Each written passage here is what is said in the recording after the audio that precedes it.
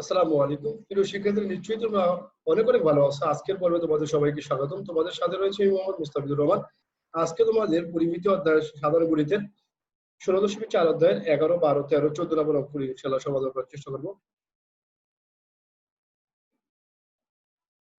আজকের পর্বে প্রথমেই তোমাদেরকে আমি 11 নম্বর অঙ্কটি সমাধান করাবো।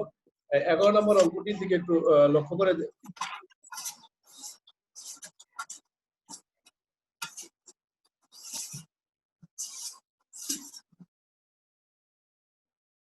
11 নম্বর অঙ্কটি যদি তোমরা লক্ষ্য করে দেখতে পাবে যে বলা হয়েছে একটি আয়তাকার কাঠের বাক্সের বাইরের মাপ যথাক্রমে 8 সেন্টিমিটার, 6 সেন্টিমিটার ও 4 সেন্টিমিটার। এর ভিতরে সমগ্র পৃষ্ঠের ক্ষেত্রফল 88 বর্গ সেন্টিমিটার। বক্সটির কাঠের পুরুত্ব কত? তো সেক্ষেত্রে তোমাকে কাঠের পুরুত্ব বের করতে বলা হয়েছে। মনে করো এটা একটা বক্স, এটি একটা আয়তাকার বক্স, কারণ এর দৈর্ঘ্য আছে, প্রস্থ আছে, উচ্চতা আছে। এই বক্সটির দেখো দেওয়ালগুলো কিন্তু প্রত্যেকটা একটা ইঞ্চ এতটুকু পুরুত্ব আছে, এতটুকু পাশে কিন্তু আছে। সেক্ষেত্রে তুমি ভিতরেরটুকু মাপটা যদি বের করতে চাও, তোমাকে ভিতরেরটা বলছে, শুধুমাত্র এই পুরুত্বটা বলা কতটুকু সেটা বের করতে বলা হয়েছে।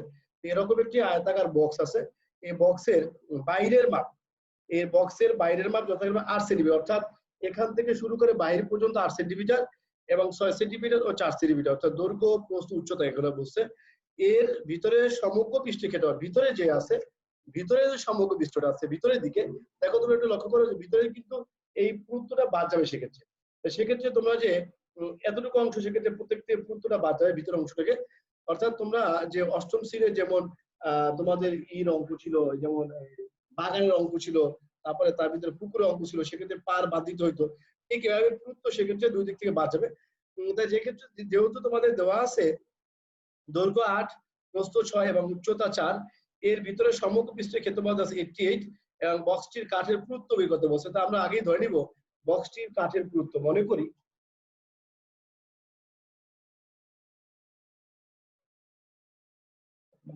বক্সটির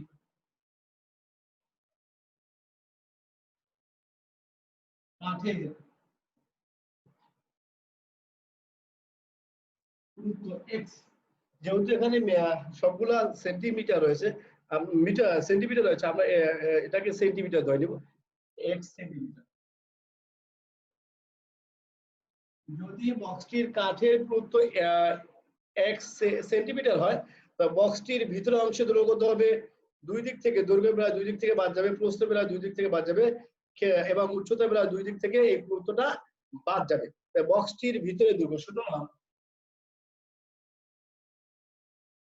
বক্সটির ভিতরে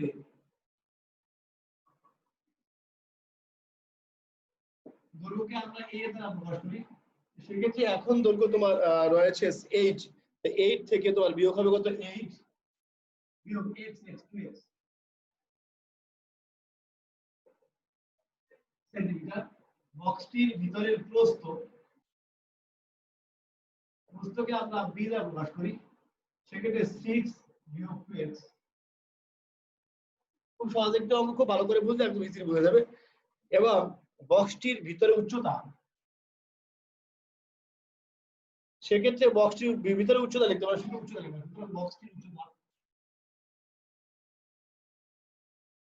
সেক্ষেত্রে ভিতরে উচ্চতা কত হবে? c সমান, এখন তোমার উচ্চতা রয়েছে 4 থেকে 2x বাদ যাবে, অর্থাৎ 2x সেন্টিমিটার।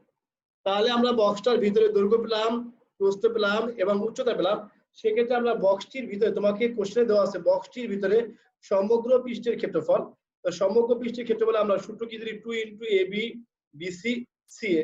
সুতরাং বক্সটির ভিতর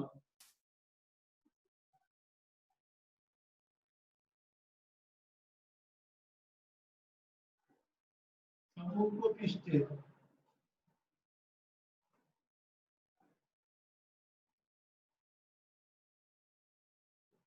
ক্ষেত্রফল সমান 2 * AB BC CA, AB * BC * C। এবার আমরা মানটা বসিয়ে দেবো, AB এর মান বসাবো, BC এর মান বসাবো, C এর মান বসাবো। সেক্ষেত্রে একটু বড় নিলাম, এখান থেকে শুরু করি। 2 * AB, এর মান রয়েছে 8 - 2x, তার সাথে গুণ হবে 6 মাইনাস 2x, এটা সেকেন্ড ব্র্যাকেট দিয়ে প্লাস 6 মাইনাস 2x, তার সাথে গুণ হবে 4 মাইনাস 2x প্লাস, আমরা সি এটাকে নিচে লিখলাম, আমার জায়গা হবে না সেই জন্য নিচে লিখে দিলাম। সেক্ষেত্রে সি এর মানটা তোমার সি এর মান হলো 4 minus 2x into 8 minus 2x, যেহেতু সমগ্র বর্গের ক্ষেত্রফল সেহেতু হবে সেন্টিমিটার, অর্থাৎ বর্গ সেন্টিমিটার হবে। তাহলে আমরা এখন এই মানগুলোকে গুণ করে নিব। যদি আমরা গুণ করি সেক্ষেত্রে যে মানটা হবে 2 ইনটু 6 8 48, হ্যাঁ আমরা প্রথমে যদি গুণ করি 6 8 48, আর 2 গুণে 8 আর 2 16, 6 2 গুণে 12, মাইনাস মাইনাসে প্লাস 4x স্কয়ার। আমরা এতটুকু অংশ লিখতে পারি প্লাস পরবর্তী অংশ তুমি লিখতে চাও প্লাস 4 গুণ 6 24 মাইনাস 6 2 গুণে 12x, আমরা জায়গাটা নিচে লিখবো প্লাস এর কাছে minus 4 2 8x plus 4x plus, এটাকে যদি আমরা গুণ করি সেক্ষেত্রে আমরা যে মানটা পাবো সেটা আমরা লিখতে পারবো। এখানে প্রত্যেকটা অংশকে গুণ করে তোমরা ফলাফলটা লিখে নেবে। সেক্ষেত্রে আমরা যে মানটা পাবো সেটা হলো 4 into 8 32, 2 into 4 8x minus 8 2 16 minus minus plus 4 4x square. এতটুকু পাবো আমরা বর্গমিটার। এখন পুরো অংশটাকে আমরা এখন যোগ করব। যদি পুরো অংশটাকে আমি যোগ করি সেক্ষেত্রে যেটা হবে 2 ইনটু, আমরা ব্র্যাকেট দিব, এখন ফার্স্ট ব্র্যাকেট দিলেও কোনো সমস্যা হবে না, আমি যদি ফার্স্ট ব্র্যাকেট দিই সেক্ষেত্রে কোনো সমস্যা হবে না। তাই সেক্ষেত্রে দেখো আমরা এক্সেস করে আসবো 4টা 12টা এক্স স্কয়ার, আমরা ঘাতের অনুসারে সাজিয়ে লিখবো, যেহেতু এক্সেস করে ঘাত বড় সেহেতু আমরা সাজিয়ে লিখবো। এবার দেখো 1 16 12 12 8 8 16, এই কটাকে যোগ করলে হবে 72 মাইনাস 72, 48 24 এবং 32 108 104 104।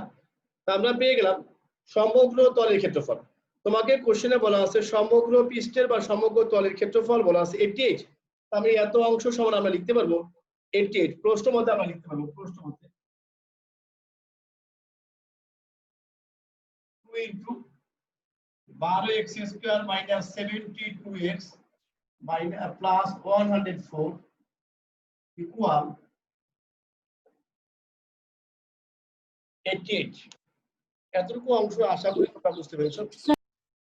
চলো এটাকে আমি যদি আমরা ক্যালকুলেশন করে হিসাব করি সেক্ষেত্রে এটা হবে বা 2 দ্বারাকে ভাগ করে ফেলি, 12x স্কয়ার 72x 140 ইকুয়াল 88 কে 2 দ্বারা ভাগ করলে আমরা লিখতে 44, একবার লিখে দিই 44। এগুলোকে সব একদিকে নিয়ে আসো, বা 12x square minus 72x plus 104 minus 44 equal 0। এখন এটাকে বিয়োগ করব, যদি আমরা বিয়োগ করি বা 12x স্কয়ার সেক্ষেত্রে আমরা লিখতে পারবো 12x square minus 72x plus 60 equal 0। এখান থেকে আমরা 12 কে কমন নিয়ে আসি, 12 কে যদি আমরা কমন নিয়ে আসি সেক্ষেত্রে আমাদের থাকবে 12 কে কমন নিয়ে আসি x স্কয়ার প্লাস 6 12 কত 6 প্লাস 5 12 60 5 ইকুয়াল 0। এখন আমরা যদি 12 কে ভাগ করে দিই তো সেক্ষেত্রে আমাদের মান থাকবে বা x square minus 6x plus 5 equal 0। এটাকে আমরা মিডল টার্ম করব, যেহেতু 5 কে ভাঙায় মিডল টার্ম করা সেক্ষেত্রে 5 আর একটা 6 হবে, আমরা লিখতে পারবো বা x square minus 5x minus x plus 5 equal 0। যেমন গুণ করলে মাইনাস মাইনাসে প্লাস হয় আর 5 এর আগে গুণ করলে প্লাসই হয়, সেক্ষেত্রে এই মানটা আমরা পাবো। যেহেতু আমার জায়গা নেই বাম দিকে লিখে দেবো, এইদিকে আমি লিখতে পারবো বা আমরা এটাকে কমন নিব, যদি কমন নিই সেক্ষেত্রে x কমন চলে আসবে, তারপরে x মাইনাস অফ 5, এখান থেকে মাইনাস 1 কমন যাবে, x minus 5 equal 0 এতটুকু হবে। আশা করি তোমরা এতটুকু অংশ বুঝতে পেরেছো। আমি কমন নিয়ে নিয়েছি, কমন নেওয়ার ফলে এই অংশটা পাবো। তাহলে এখন বা x minus 5 x minus 1 equal 0 হয় x minus 5 equal 0 অথবা 1 equal 0। তাহলে আমরা জানি একাধিক রাশি যদি গুণফল 0 হয় তাহলে প্রত্যেকটি রাশি সেক্ষেত্রে 0 হবে। তো প্রত্যেকটি রাশি সেক্ষেত্রে যদি 0 হয় তাহলে সেক্ষেত্রে আমরা পেয়ে যাব যে x সমান সমান 5। সুতরাং x equal 5 অথবা x সমান সমান 1। এখন দেখো x 5 অথবা 1 যেহেতু এর উচ্চতা রয়েছে 4 সেহেতু এই 5 গ্রহণযোগ্য নয়, কারণ উচ্চতার সমান উচ্চতার চেয়ে বেশি পুরুত্ব হতে পারে না, কারণ কাঠের পুরুত্বটা এত হতে পারে না। এই জন্য আমরা লিখবো গ্রহণযোগ্য নয়। সেক্ষেত্রে পুরুত্ব কত হবে? শুধুমাত্র 1 হবে। দেখবো এটা 5 যা গ্রহণযোগ্য নয়। সুতরাং নিম্ন কাঠের, সুতরাং লিখে দেবা নিম্ন বক্সটির কাঠের পুরুত্ব, নিম্ন বক্সটির কাঠের পুরুত্ব 1 সেন্টিমিটার। 1 সেন্টিমিটার। কেন আমরা 5 সেন্টিমিটারকে ব্যবহার করলাম না? কারণ 5 সেন্টিমিটার অবশ্যই সে দৈর্ঘ্য উচ্চতার চেয়ে বড়, উচ্চতার চেয়ে বড় পুরুত্ব বিশিষ্ট হতে পারে না। এরপরে সেটাকে আমরা গ্রহণ করলাম না। সেক্ষেত্রে আমরা গ্রহণ করলাম শুধুমাত্র 1 কে। এক্ষেত্রে আমরা 1 পেয়ে গেলাম। তো সেক্ষেত্রে আশা করি তোমরা অঙ্কটা খুব ভালো করে বুঝতে পেরেছো। খুব ছোট্ট একটি অঙ্ক, সহজভাবে তোমরা পড়বে। এটা শুধু এই অঙ্কগুলো সেবা খুব সুন্দর করে। প্রিয় শিক্ষার্থীরা, এই বছর 13 নম্বর অঙ্কটা দেখতে পাচ্ছ যে বলা আছে একটি ঘনকাকৃতির বস্তুর পৃষ্ঠতলের ক্ষেত্রফল 2400 বর্গ সেন্টিমিটার এর কর্ণের দৈর্ঘ্য। তোমরা নিশ্চয়ই মনে আছে যে কখন একটি ঘনকাকৃতির বস্তু হয়, যখন কোনো ঘনবস্তুর দৈর্ঘ্য প্রস্থ উচ্চতা সব সমান হয়ে যায় তখন তাকে আমরা বলি ঘনক। এরকম একটি ঘনকাকৃতির বস্তুর পৃষ্ঠতলের ক্ষেত্রফল, পৃষ্ঠতলের ক্ষেত্রফল 2400 বর্গ সেন্টিমিটার। সেক্ষেত্রে তার কর্ণের দৈর্ঘ্য বের করতে বলা হয়েছে। প্রিয় শিক্ষার্থীরা, আমরা সকলেই জানি যে এর আগে সূত্র শিখেছি ঘনকের কর্ণের দৈর্ঘ্য হলো √3a। ঘনকের কর্ণের দৈর্ঘ্যটা ছিল তোমাদের মনে আছে অবশ্যই। সেক্ষেত্রে সবাই √3a, অর্থাৎ সেক্ষেত্রে আমাদের a এর মান দরকার। যদি a এর মান আমরা পেয়ে যাই এবং ঘনকের সমগ্র পৃষ্ঠের ক্ষেত্রফল, ঘনকের যে সমগ্র পৃষ্ঠ, এই সমগ্র পৃষ্ঠের ক্ষেত্রফল ছিল 6a²। অর্থাৎ ঘনকের সমগ্র পৃষ্ঠের ক্ষেত্রফল 6a²। তো সেক্ষেত্রে আমাকে যদি ধারটা ধরে মনে করি, আমরা মনে করি এটাকে হলো 13 নাম্বার। মনে করি ঘনকের ধার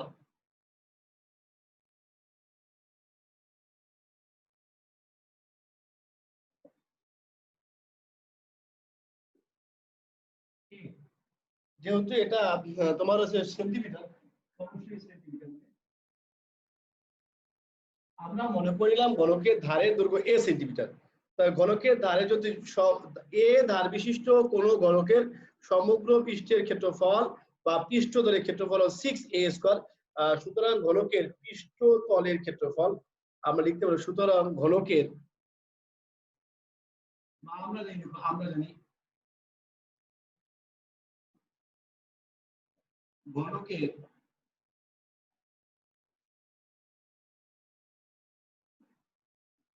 পৃষ্ঠতলের ক্ষেত্রফল। তুমি সমগ্র পৃষ্ঠ লিখতে পারো, পৃষ্ঠতল মানে সমগ্র পৃষ্ঠকে বোঝাচ্ছে। পৃষ্ঠতলের ক্ষেত্রফল সমান 6 × a²। এখন এই সমগ্র তলের বা সমগ্র পৃষ্ঠে তোমার ক্ষেত্রফল রয়েছে, সমগ্র পৃষ্ঠতলের ক্ষেত্রফল রয়েছে 2400। তাহলে আমরা লিখতে পারবো যে প্রশ্ন মতে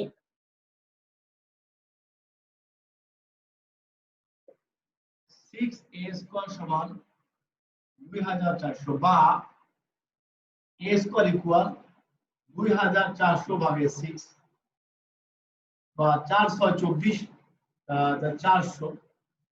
সেক্ষেত্রে আমরা রুট করে দিব বা a ইকুয়াল √400। সুতরাং a সমান 20। a যদি 20 হয় তাহলে ঘনকের কর্ণের দৈর্ঘ্য আমাদের √3a। সুতরাং ঘনকের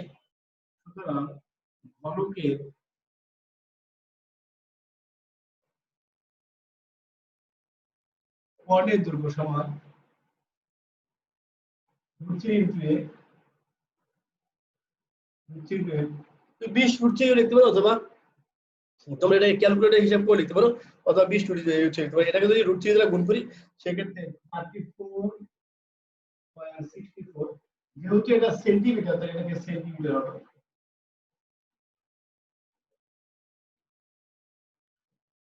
তো সেক্ষেত্রে অ্যান্সার হবে নির্ণয় ঘনকের কর্ণের দৈর্ঘ্য হবে এত সেন্টিমিটার, প্রায় লিখে দিবা, কারণ সম্পূর্ণ আমরা লিখিনি, এই জন্য প্রায় লিখে দিবা, অর্থাৎ এত সেন্টিমিটার প্রায়, অথবা 20 লিখলো তোমাদের অ্যান্সার কার হবে ইনশাআল্লাহ। আশা করি তোমরা এই অঙ্কটা খুব ভালো করে বুঝতে পেরেছো। এরপরে আমরা পরবর্তী অঙ্ক, এরপর যে আমি তোমাদেরকে 14 নম্বর অঙ্কটি করে দেবো। এর আগে আমরা বেলুন আকৃতি তোমাদের সিলিন্ডার বা সিলিন্ডার বেলুনের যে ক্ষেত্রফল ছিল, ভূমির ক্ষেত্রফল, সমগ্র পৃষ্ঠের ক্ষেত্রফল, তো এই সূত্রগুলো আমি একটা পর্বে তোমাদেরকে আলোচনা করেছিলাম। আজকে আমি বলবো যে 12 সেন্টিমিটার উচ্চতা বিশিষ্ট একটি বেলুনের ভূমির ব্যাসার্ধ 5 সেন্টিমিটার, 12 সেন্টি উচ্চতা, সেক্ষেত্রে এইচ এর মান দেওয়া আছে 12 এবং ভূমির ব্যাসার্ধ দেওয়া আছে 5। পৃষ্ঠতলের ক্ষেত্রফল তোমরা অবশ্যই জানো, পৃষ্ঠতলের ক্ষেত্রফল ছিল তিনটা বিষয় ছিল, পাই r square, 2 pi r H. এই তিনটাকে আমরা যখন যোগ করেছিলাম তখন আমরা পেয়েছিলাম 2 পাই আর আর প্লাস এইচ, এই সূত্রটা আমরা শিখেছিলাম। এবং আয়তন ছিল পাই আর স্কয়ার, সেই মানগুলো আমরা বসিয়ে দিলেই খুব ইজিলি আমরা পেয়ে যাবো। তো এক্ষেত্রে তোমাকে কি দেওয়া আছে সেটা লিখে দেবা।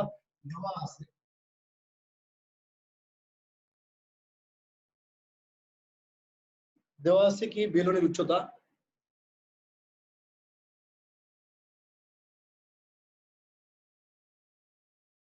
এইচ 12 সেন্টিমিটার,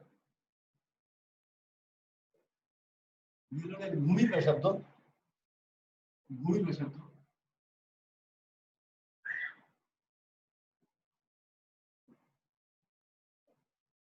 আর ভূমির ব্যাসার্ধকে আমরা আর দ্বারা প্রকাশ করি, সেক্ষেত্রে ভূমির আর সমান 5 সেন্টিমিটার। খুব সহজ, অনেক সহজ অঙ্ক, খুব ভালো করে বুঝতে হবে, শুধু সূত্রে মান বসালে হয়ে যাবে। পৃষ্ঠতলে, বেলুনের পৃষ্ঠতলে ক্ষেত্রফল, সুতরাং বেলুনের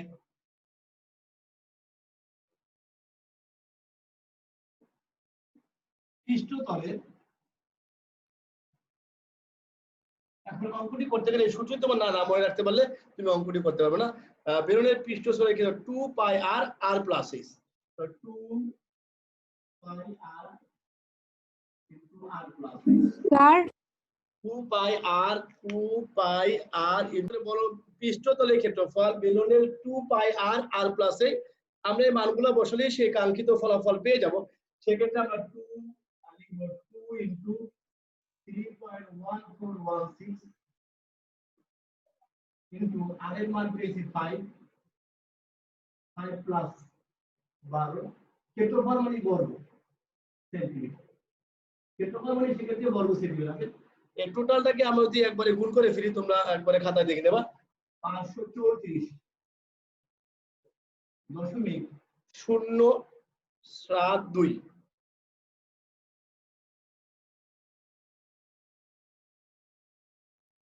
ক্যালকুলেশনটা করে নেবা, আমি ক্যালকুলেশন করেছি খাতায়, ইসে ক্যালকুলেটরে এটা পেয়েছি। এরপরে বলছে আয়তন এবং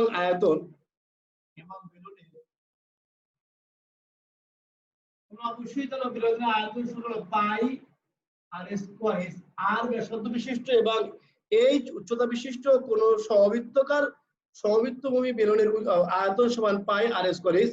সেক্ষেত্রে আমরা এটাকে মান বসিয়ে দেব 3.1416 ইনটু 5 তার স্কয়ার ইনটু তার এইচ বাই 12। যেহেতু আয়তন মানে ঘন, সেক্ষেত্রে ঘন সেন্টিমিটার, আয়তন মানে তিনটা, সেক্ষেত্রে ঘন সেন্টিমিটার হবে। আমরা পেয়ে যাবো তাহলে কাঙ্ক্ষিত ফলাফল গুণ করলে, সেক্ষেত্রে আমরা পাবো এটাকে যদি করি 3.1416 ইনটু 25 ইনটু 12 ঘন সেন্টিমিটার ইকুয়াল, এটাকে আমরা যদি গুণ করি ক্যালকুলেটরে 942 ইনটু 48 ঘন সেন্টিমিটার।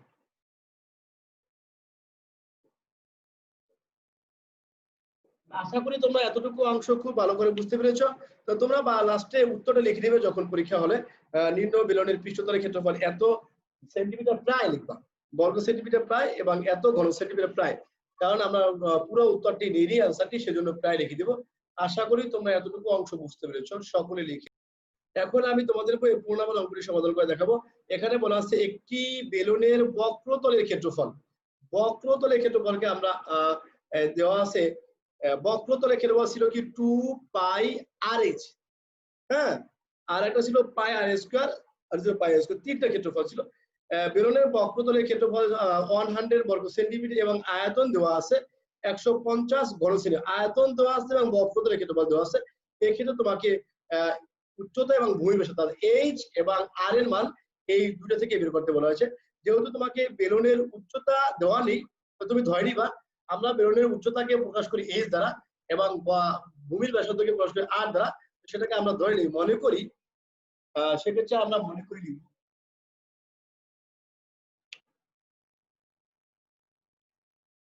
আমরা লিখবো মনে করি বেলুনের উচ্চতা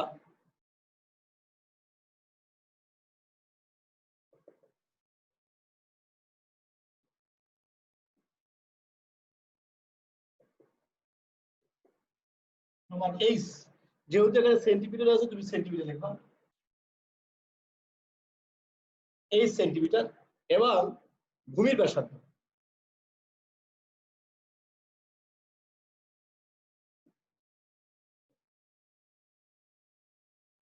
সমান আর সেন্টিমিটার। তাহলে যদি কোনো একটা বেলুনের ভূমির ব্যাসার্ধ যদি আর হয়, উচ্চতা যদি এইচ হয়, সেক্ষেত্রে তার আয়তনের সূত্র আমাদের 2 পাই আর স্কয়ার এইচ তার আয়তন এবং তার বক্রতলের ক্ষেত্রফল 2 পাই আর এইচ, এটা আমাদের। সুতরাং আমরা জানি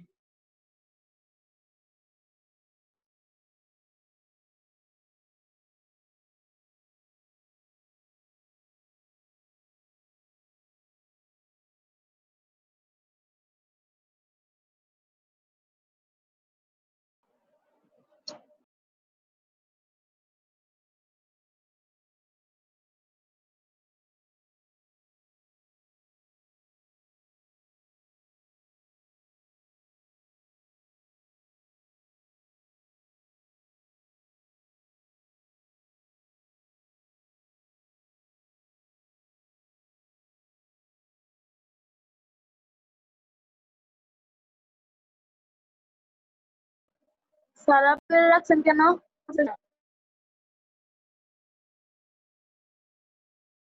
তাহলে সেক্ষেত্রে আমরা জানি যে আমাদের এই বেলুনের বক্রতলের ক্ষেত্রফল 2 পাই আর এইচ এবং বেলুনের আয়তনটা হলো পাই আর স্কয়ার এইচ এবং পাই আর স্কয়ার এইচ, এতটুকু অংশ আমরা জানি। এখন তুমি কোশ্চেন দেখো, বলছে যে বক্রতলের ক্ষেত্রফল 1000 এবং এবং আয়তন 150। তো প্রশ্নপথ আমরা লিখতে পারি, প্রশ্নপথে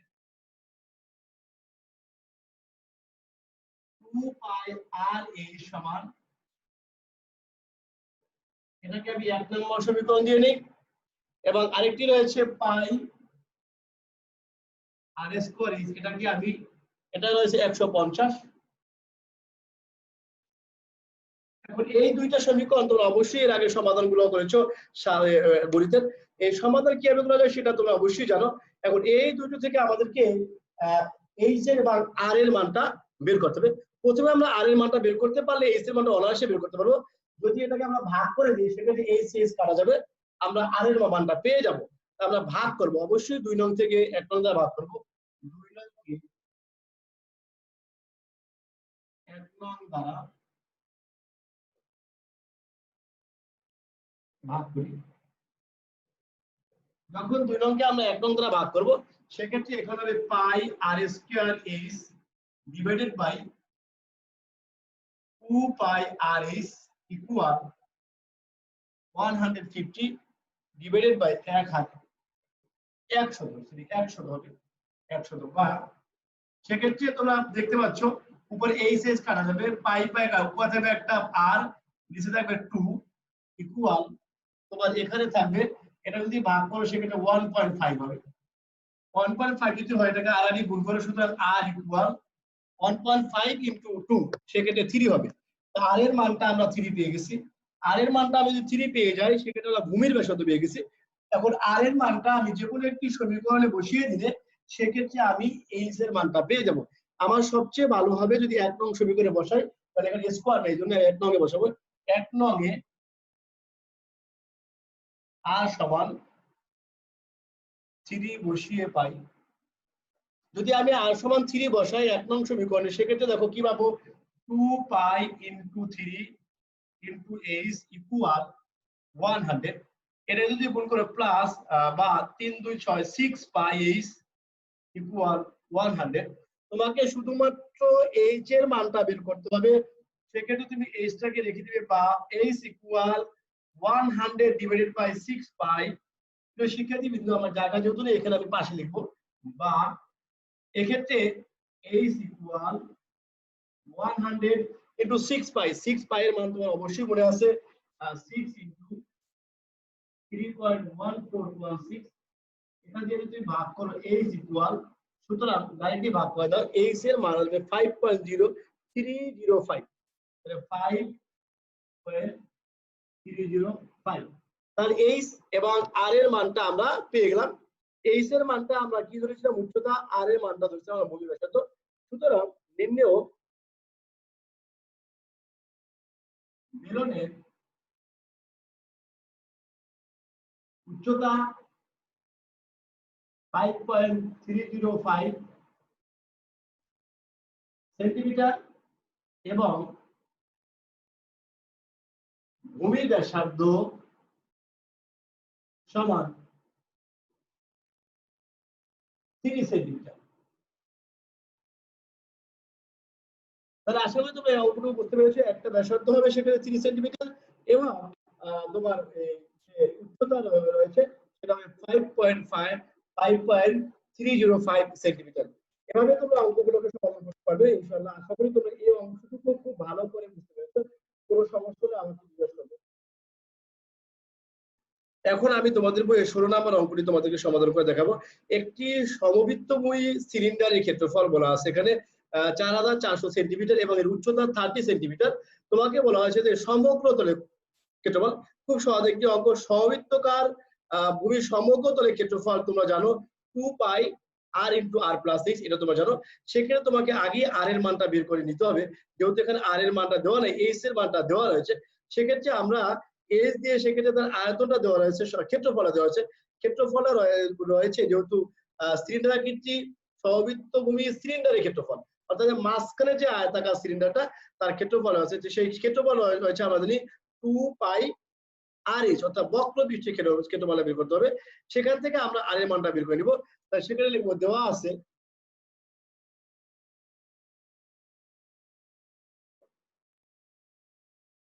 আমাদের অবশ্যই কি দেওয়া রয়েছে তোমরা একটু দেখতে পাচ্ছ সকলে, আমাদের দেওয়া রয়েছে যে সিলিন্ডারের উচ্চতা, অর্থাৎ সিলিন্ডারের উচ্চতা, ডাইরেক্ট লিখে দাও সিলিন্ডারের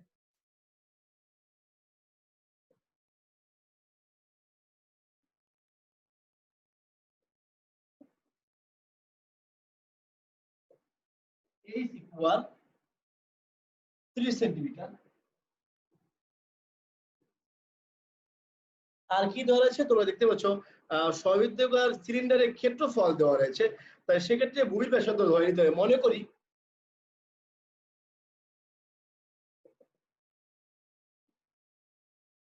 ভূমির ব্যাসার্ধ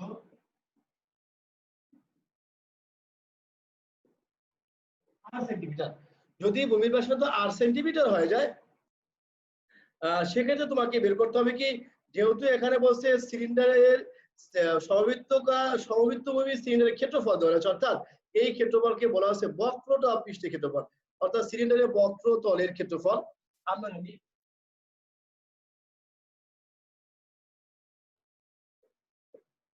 সিলিন্ডারের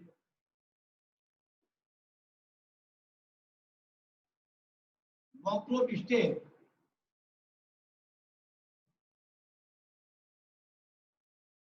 ক্ষেত্রফল ইকুয়াল 2 পাই আর এইচ। 2 পাই শুধু বক্রপৃষ্ঠের ক্ষেত্রফল বলতে আর এইচ, আর সমগ্র পৃষ্ঠে বলতে সেখানে 2 পাই আর ইনটু আর প্লাস এইচ।